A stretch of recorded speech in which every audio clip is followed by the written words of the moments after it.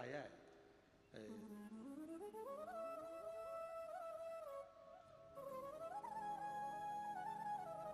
मेरा नाम भगवती देवांगन, निवासी नेबई बस्ती भिलाई, जिला दुर्ग का रहने वाला हूं। कहीं बैठे हो तो हाथ हिला सकते हैं। आप ही हैं? हाँ, दोनों हाथ हिला दो। धर्मपत्नी भी आई है साथ में, वो भी हाथ हिला।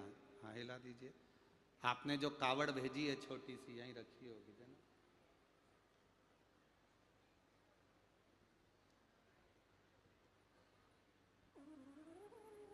एक बार वापिस हाथ हिला दो। श्री शिवाय नमस्तुभ्यम।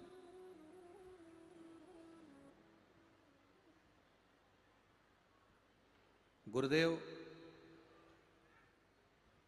मेरा नाम भगवती देवांगन। आपने छोटी सी कावड़ भेजी है, वो प्राप्त हुई है आपकी।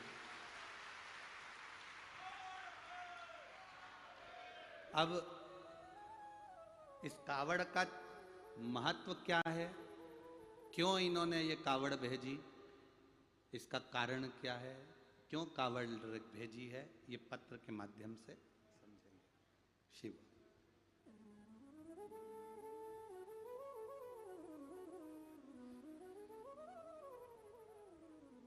आप लोग आस्था चैनल पर, फेसबुक, यूट्यूब पर भी पत्र पढ़ सकते हैं जो पत्र इन्होंने भेजा। मेरा नाम भगवती देवांगन, निवासी नेबई बस्ती भिलाई जिला दुर्ग की रहने वाली हूँ। गुरुदेव, शिव महापुराण की कथा सुनने एवं एक लोटा जल बेलपत्र का क्या लाभ होता है? शंकर भगवान पे भरोसा करना, विश्वास करना, दृढ़ी रहने का क्या फल होता है? गुरुदेव, मैं घूम घूम कर सब दूर से कंपन बेचैन हूं। मैं 9 नवंबर 2022 से रायपुर की चंपेश्वर शिव महापुराण की कथा सुनी हूं। तब से शंकर भगवान का दीवाना हो गया, शिव जी की भक्ति करता हूं। काम धंधा बाबा की कृपा से चलता है, बाबा चलाते हैं। 1 बजे से 4 बजे तक कहीं पर भी रहूं, आपकी कथा टीवी पर जरूर सुनता हूं। कभी 2 बजे से 5 बजे आती है तो वो भी सुनता हूं। अपना धंधा छोड़कर 3 घंटे मैं बाबा को दे देता हूं। मैं वर्णन क्या करूं, 3 घंटे तो मैं बाबा को देता हूं, पर मेरी दुकान ऐसा लगता है कि बाबा खुद चलाते रहते हैं। ये उसकी कृपा है। जिस दिन कथा नहीं सुनता उस दिन मन नहीं लगता। गुरुदेव,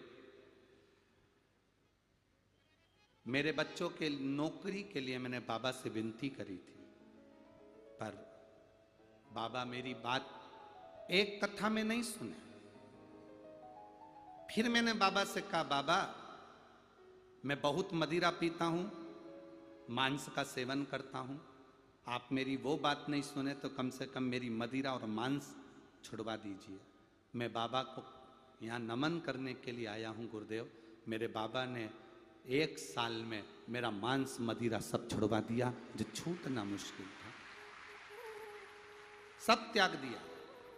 गुरुदेव, जब मेरा कथा में आपने कहा कि सीहोर की कावड़ भराएगी, 1 दिन की कावड़ भरने के लिए मैं सीहोर गया और बाबा से विनती कर कर आया। मेरे 2 बेटे हैं, दोनों का जॉब नहीं है सरकारी, आप कृपा कर दो तो इन दोनों की नौकरी लग जाए।